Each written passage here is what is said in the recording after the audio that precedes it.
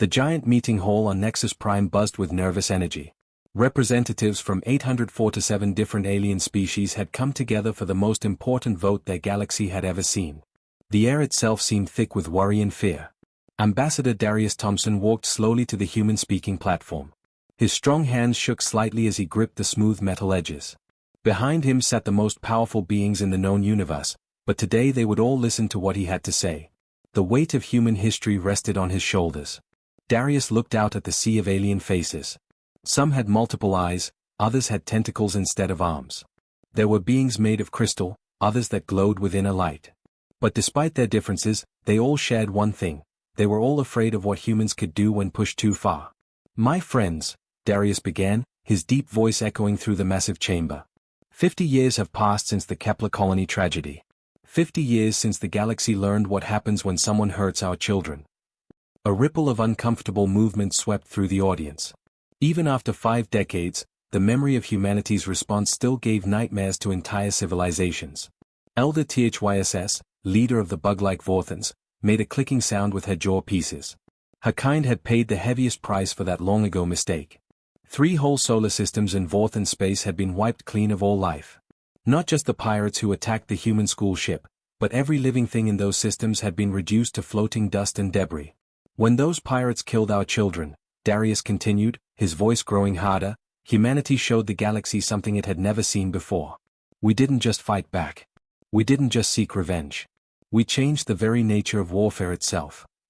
The human military technology that emerged after Kepler had terrified the galaxy. Ships that could appear and disappear at will. Weapons that could tear apart the fabric of space itself. Most frightening of all, humans had developed ways to destroy entire stars, turning them into weapons of unimaginable destruction. The lesson was simple but terrible, Darius said. Attack human children, and face extinction. Not defeat. Not occupation. Complete and total extinction. Admiral Kenya Williams sat in the military observer section, watching the alien delegates carefully. She had been there during the Kepler response. She had seen what human rage looked like when it was focused and unleashed. The memory still made her stomach turn, even though she knew it had been necessary. "Today we vote on the first law of the galaxy," Darius announced. "This law is not about giving humans special treatment. It's not about making us better than anyone else. It's about survival, the survival of every species in this room." He paused, letting his words sink in. The chamber was so quiet you could hear the hum of the life support systems. The law is simple. Human children cannot be harmed. Not by accident. Not on purpose. Not by any being, any organization, any government, anywhere in the galaxy. The penalty for breaking this law is total destruction of your species. Some of the younger alien representatives shifted uncomfortably. They had grown up hearing stories about human fury, but seeing it discussed so calmly in an official setting made it feel more real and more terrifying. THYSS spoke up, her translator making her clicking sounds into words. "The Vorthan Empire supports this law. We learned the price of harming human young. We will never forget." Other species began voicing their agreement. The Crystalline Collective, despite having no children of their own, voted yes. The Flame Dancers, who reproduced by dividing like cells, still supported the law. Even the war-loving Spike clans agreed without argument. "The vote is unanimous," announced the council speaker. Article 1 of the Galactic Codex now states, "No being shall bring harm to human children. The penalty is extinction." As the official words were recorded into galactic law, Admiral Kenya allowed herself a small smile. 50 years ago, humanity had shown the galaxy their capacity for terrible vengeance. Today, that same capacity had created peace through fear. The delegates began filing out, but the message was clear. The galaxy had learned to respect human children not out of love, but out of pure survival instinct. Sometimes, Kenya thought, fear was the most honest foundation for peace. Supreme Warlord Vexthal's massive fist crashed down on the metal command table with such force that the entire bridge shook. His reptilian subordinates jumped back in fear, their scales rattling nervously. The towering lizard-like creature's bright yellow eyes burned with anger and disrespect as he glared at the holographic display showing human settlements. "These soft-skinned mammals think they rule the galaxy," Vexthal growled, his forked tongue flicking out between razor-sharp teeth. "Their so-called reputation is nothing but old stories and lies spread by cowards." The Krell hegemony had been growing in power for the past 20 years. They controlled dozens of star systems hidden deep within the Void Nebula, a dangerous region of space where sensors didn't work properly and ships often disappeared without a trace. This natural hiding place had made the Krell bold, perhaps too bold for their own good. Colonel Anthony Rivera, the only human serving in the Krell military, took a careful step forward. He had been hired as a tactical advisor 3 years ago, back when the Krell still pretended to respect galactic law. Now he was beginning to regret that decision. "Supreme Warlord," Anthony said, keeping his voice steady despite the fear growing in his chest, "I must remind you that the first law of the galaxy exists for very serious reasons. The Haven 7 research station isn't a military target. It's home to families studying plant life on that frontier world." Vexthal's long tail whipped through the air so fast it cracked like a whip. His yellow eyes fixed on Anthony with pure hatred. "You dare lecture me about human laws, mammal? I care nothing for your pathetic rules." The other Krell officers on the bridge began making excited hissing sounds. They had been waiting for a chance to prove their superiority over the species that the galaxy seemed to fear so much. To them, humans looked weak and fragile compared to their own armored hides and natural weapons. "The intelligence reports are clear," Vexthal continued, pulling up detailed scans of Haven 7. One small research station. 43 adult humans studying alien plants. 37 human children living there with their scientist parents. No military escort. No defensive weapons. No way to call for help quickly. Anthony felt his blood run cold. 37 children. The number burned in his mind as he realized what his reptilian commander was planning. "Sir, please reconsider," Anthony tried again, desperation creeping into his voice. "The Kepler incident 50 years ago should have taught everyone what happens when human children are harmed. 3 entire solar systems were destroyed. Billions died." But Vexthal was no longer listening. His mind was already made up, driven by pride and arrogance that would soon prove fatal to his entire species. Ancient history, the Krell leader spat. Exaggerated tales told to make humans seem more dangerous than they really are. The galaxy has lived in fear of shadows and ghost stories for too long. The Supreme Warlord activated his command console, bringing up tactical displays of his hidden fleet. 200 of the most advanced Krell warships floated in the darkness of the Void Nebula, invisible to outside detection. Their stealth technology was indeed impressive, using a combination of energy-absorbing hull materials and quantum field generators that bent light around their ships. "The perfect test," Vexthal said with cruel satisfaction. "We strike fast, eliminate all witnesses, and disappear back into the nebula. Even if the humans suspect us, they'll never find our hidden empire." Anthony made one final desperate attempt to prevent the coming disaster. "Supreme Warlord, even if you succeed in the attack, how do you know the humans won't be able to track us?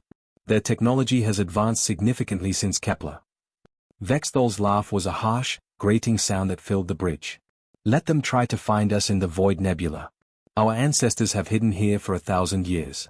No scanner can penetrate this region of space. We are invisible, untouchable." With growing horror, Anthony watched as attack orders went out to the Krell fleet.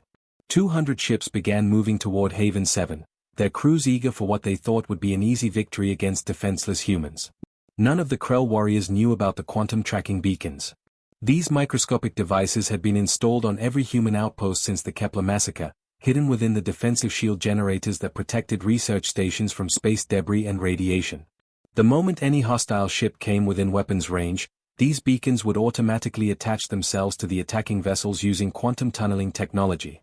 As the first Krell ships dropped out of faster-than-light travel near Haven 7, the tracking beacons activated. Invisible and undetectable by Krell sensors, they buried themselves deep within the alien hulls, creating a trail that would lead human forces directly back to their hidden empire. The attack began at dawn, local time. The research station's shields held for exactly 17 minutes before the overwhelming Krell firepower broke through. By sunset, Haven 7 was nothing but smoking ruins drifting in space. Vexthal celebrated his victory, believing he had proven Krell's superiority. He had no idea that he had just signed the death warrant for his entire species. The quantum beacons were already transmitting their location back to human space, and the machinery of human vengeance was beginning to turn. The galaxy was about to remember why the First Law existed. President Angela Davis was deep in sleep when her secure communication device began screaming. The high-pitched alarm cut through the quiet night at exactly 3:47 in the morning, Earth time. She bolted upright in bed, instantly alert. That particular alarm meant only one thing: Something terrible had happened to human civilians somewhere in the galaxy. Her hands shook slightly as she reached for the encrypted message display. The text that appeared made her blood turn to ice. Haven 7 fallen. All souls lost. First law violated. Angela stared at the words, reading them again and again, hoping she had misunderstood. But the meaning was crystal clear. Someone had attacked a human research station. Families had died. Children had been killed. The one law that kept the galaxy peaceful had been broken. Within 3 minutes, emergency alerts went out to the most powerful people on Earth. The War Council had not met for 50 years, not since the Kepler incident that had shown the galaxy what human rage looked like when unleashed. Tonight, they would meet again. Deep beneath the city of Geneva, Switzerland, lay the most secure bunker on Earth. Built into solid rock 500 feet underground, it was designed to survive anything the universe could throw at it. The elevator ride down felt like descending into hell itself as Angela made her way to the war room. The massive steel doors opened to reveal a circular chamber filled with holographic displays and communication equipment. Around the central table sat the people who would decide how humanity would respond to this attack. Each face was grim, marked by the terrible knowledge of what was about to begin. General Devon Thompson limped into the room, his left leg still bearing scars from the last time they had gathered here. 50 years ago, he had been a young colonel leading ground forces during the Kepler response. Now he was the highest-ranking military officer on Earth, and the memories of that terrible war still haunted his dreams. "Ladies and gentlemen," Angela said as she took her seat at the head of the table, "as of 4 hours ago, unknown attackers destroyed the Haven 7 research station. 80 lives were lost, including 37 children. The first law of the galaxy has been violated." A heavy silence filled the room. Everyone understood what those words meant. The careful peace that had existed for 5 decades was about to end. Operation Roth protocols are now active, Angela continued, her voice growing harder with each word. "General Thompson, begin immediate mobilization of all defensive and offensive capabilities." Devon nodded grimly and began typing commands into his console. Across Earth and its colonies, military bases that had been quiet for half a century suddenly exploded into activity. Soldiers who had trained their entire lives for a war they hoped would never come began preparing for battle. Admiral Kenya Washington entered the room, still wearing her flight suit from the emergency trip to Geneva. As commander of humanity's most secret military project, she had been expecting this call for years. The Ghost Fleet was her responsibility, and she knew the terrible power it represented. "Admiral," Angela said, "what is the current status of our special response vessels?" Kenya pulled up a holographic display showing 17 sleek black ships floating in hidden shipyards throughout human space. These vessels didn't officially exist in any government records. They had been built in complete secrecy over the past 50 years, using technology that pushed the very limits of human engineering. "All 17 ships are fully operational, Madam President," Kenya reported. "Crews are standing by. Quantum drives are charged and ready for immediate deployment. Stellar manipulation devices are online and calibrated." Defense Secretary Robert Jackson activated his own display, showing a web of communication lines spreading across the galaxy like glowing spider threads. "Our intelligence network is already active, Madam President. Human agents embedded throughout alien civilizations are feeding us information about the attack." These agents had been placed in key positions decades ago, living normal lives among alien species while secretly reporting back to Earth. Shop owners, teachers, mechanics, and clerks scattered across hundreds of worlds were all part of humanity's vast spy network. "The quantum tracking beacons from Haven 7 are transmitting," Robert continued. "We're following the attacker's trail back to their source. Initial analysis suggests they're hiding somewhere in the Void Nebula." Angela stood up, her presence filling the room with quiet authority. "Find them," she ordered, and her voice carried the weight of an entire species' anger. "I don't care if they're hiding in the center of a black hole. Track them down and remind the galaxy exactly why the first law exists." Alarms began sounding throughout the bunker as military installations around the world received their orders. In secret bases hidden on asteroids, moons, and remote planets, ships that the galaxy had never seen began powering up their engines. The Ghost Fleet was humanity's ultimate weapon, built using technology recovered from the Kepler War and improved over 50 years of careful development. Each ship was capable of destroying entire fleets, and together they represented the most powerful military force the galaxy had ever seen. "How long until we can begin the response?" Angela asked. 6 hours for full deployment," Kenya replied. "The perpetrators made one crucial mistake. They think they can hide from us. They're about to learn that nowhere in this galaxy is beyond human reach. As the meeting concluded, Angela looked around at the faces of Earth's leaders. In their eyes, she saw the same cold determination that had once reduced 3 solar systems to cosmic dust. The galaxy was about to remember why some laws should never be broken. The machinery of human vengeance had awakened, and nothing would stop it until justice was served. Captain Maya Williams crouched in the darkness of space, her advanced combat suit making her completely invisible to every sensor the Krell possessed. The technology wrapped around her body was 50 years ahead of anything the galaxy had seen, developed in secret laboratories hidden throughout human space. She moved through the vacuum like a ghost, her suit's microthrusters allowing perfect control as she approached the Krell military outpost. The massive station hung in space like a metal fortress, bristling with weapons and protected by energy shields that could stop most attacks. But Maya wasn't planning to attack from the outside. Her suit began to phase shift, using quantum manipulation technology that bent the laws of physics themselves. Solid metal became as permeable as air as she passed directly through the station's outer hull. The Krell had never encountered anything like this because no other species in the galaxy possessed such advanced technology. Inside the command center, Krell officers worked at their stations, monitoring their territory with confidence. They believed their stealth technology made them untouchable, their location in the Void Nebula impossible to find. They had no idea that death had just walked through their walls.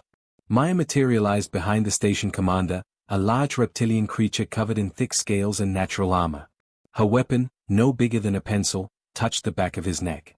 The device sent a precisely targeted quantum pulse directly into his brain, scrambling his neural pathways instantly and painlessly. Target eliminated, Maya whispered into her communication device as the Krell commander collapsed. Around the room, other officers turned in confusion, but they couldn't see her. The suit had already shifted back to full invisibility. One by one, the command staff fell unconscious as Maya moved between them like a shadow. Her weapon was designed for precision, not destruction. Each Krell officer would survive, but they would remember nothing about the attack. When they woke up, their commander would be gone and their systems would be completely shut down. Similar scenes were playing out across Krell space. The Reaper Squad, humanity's most elite special forces unit, had been enhanced with biotechnology that pushed human capabilities beyond natural limits. Their reflexes were faster than any alien could track. Their strength could crush steel. Their enhanced minds could process information at superhuman speeds. At Outpost Gamma 7, Sergeant Tyler Johnson moved through a Krell patrol ship like a force of nature. His enhanced muscles allowed him to tear through metal barriers with his bare hands, while his modified nervous system let him react to threats before the aliens even knew they were in danger. Lieutenant Jordan Brown had infiltrated a communications relay station, using her suit's hacking capabilities to download every piece of data the Krell had collected over the past century. The aliens' own computer systems betrayed them, revealing the locations of hidden bases, supply routes, and most importantly, their homeworld. Across the Void Nebula, Krell outposts went silent one by one. Patrol fleets vanished without sending distress signals. Supply convoys disappeared between stations. The few survivors who managed to escape in emergency pods spoke in terrified whispers about ghost soldiers who appeared from nowhere and struck without warning. Commander Travis Brown coordinated the entire operation from his stealth ship, the Shadow Runner. The vessel was invisible to every known form of detection, using technology that absorbed all forms of energy and reflected nothing back to enemy sensors. All teams, report status. Travis spoke into his communication array, watching as red dots disappeared from his tactical display. Each dot represented a Krell military installation that had been neutralized by his teams. Outpost Alpha 12 secured, came Maya's voice through the comm. Gamma 7 is down, reported Tyler. Communications hub eliminated, added Jordan. Travis smiled grimly as he studied the intelligence data flowing in from the captured Krell systems. The quantum tracking beacons from Haven 7 had done their job perfectly, creating a trail of digital breadcrumbs that led directly to the heart of the Krell Empire. Quantum tracking has located their homeworld, Travis announced to his scattered teams. The beacon trail leads straight to their capital city. Every ship that participated in the Haven 7 massacre has been tagged and traced. The Krell's advanced stealth technology, which they considered their greatest achievement, had proved completely useless against humanity's quantum signature tracking. The microscopic beacons attached to their ships during the attack on Haven 7 had been broadcasting their location constantly, creating a detailed map of every Krell base and patrol route. Sir, came Maya's voice through the comm, should we proceed with Phase 2 of the operation? Travis looked at his tactical display, now showing the complete structure of the Krell Empire.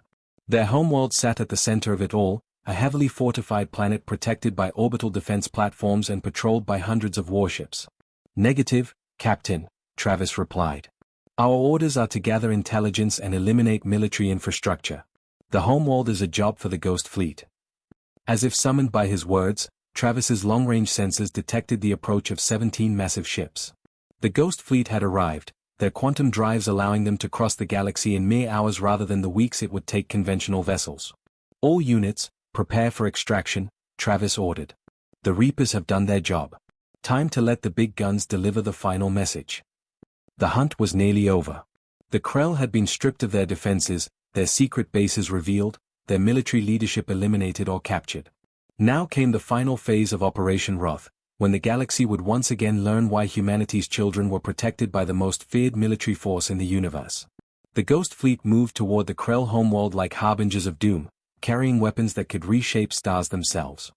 Supreme Warlord Vexthal was reviewing battle reports in his private chamber when the alarm systems throughout his palace began screaming. The piercing sound meant only one thing: enemy ships had somehow appeared in their home system. But that was impossible. The Void Nebula protected them. Their stealth technology made them invisible. No one could find their hidden empire. He rushed to his command center, his clawed feet clicking against the metal floors as panic began to set in. Through the massive viewing windows, his worst nightmare became reality. 17 sleek black ships hung in space around his homeworld like harbingers of death.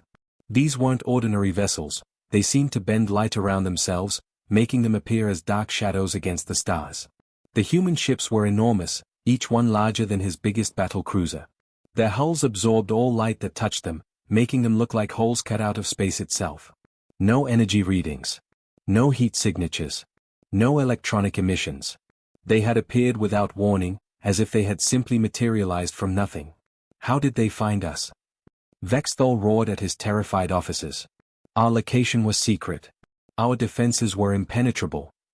Before anyone could answer, every communication device in the system activated simultaneously. A human voice, calm and cold as deep space, filled every speaker on every ship, every space station, every building on the planet below.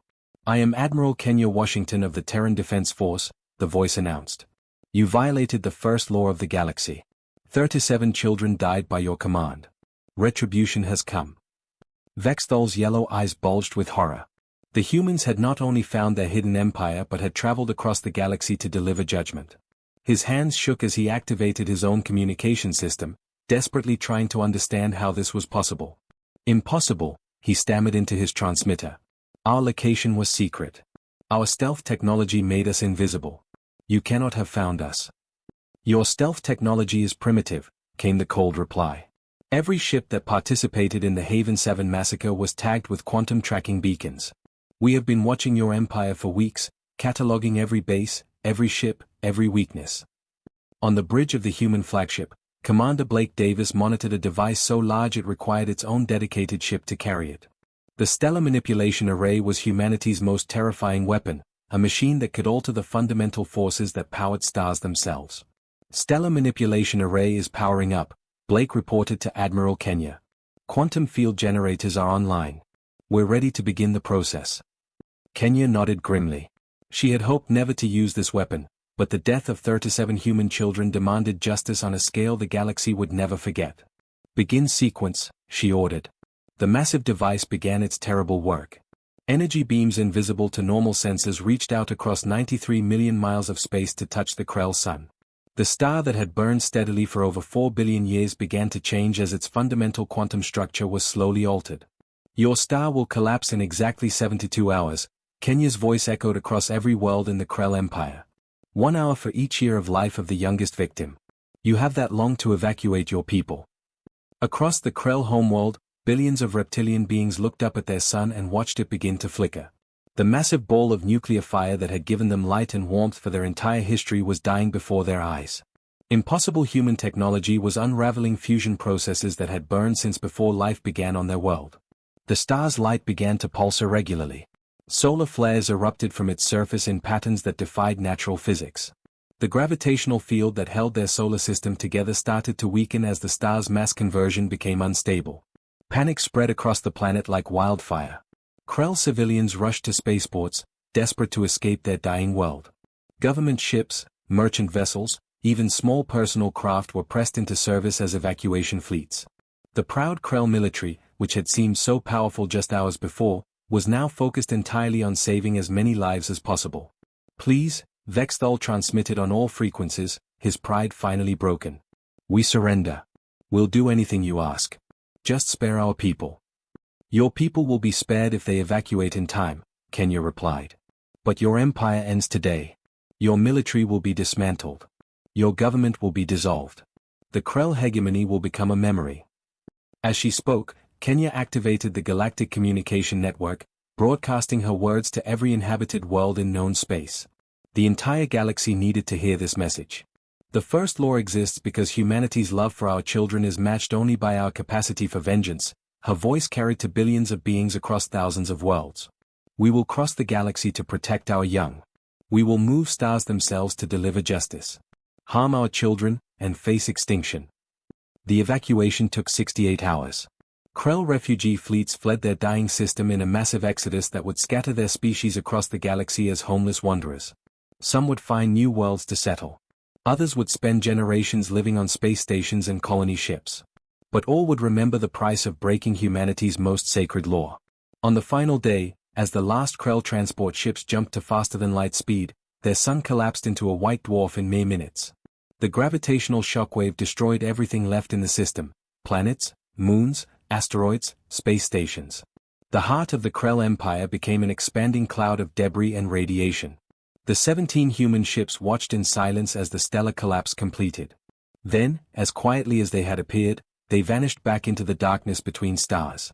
News of the Krell extinction spread across the galaxy within days. The story became legend, then mythology, then religious doctrine. No species ever again dared to harm a human child. The first law of the galaxy stood stronger than ever, backed by the certain knowledge that humanity would enforce it with the power of stars themselves. The Ghost Fleet returned to its hidden bases, waiting patiently for the next time someone forgot why some laws should never be broken.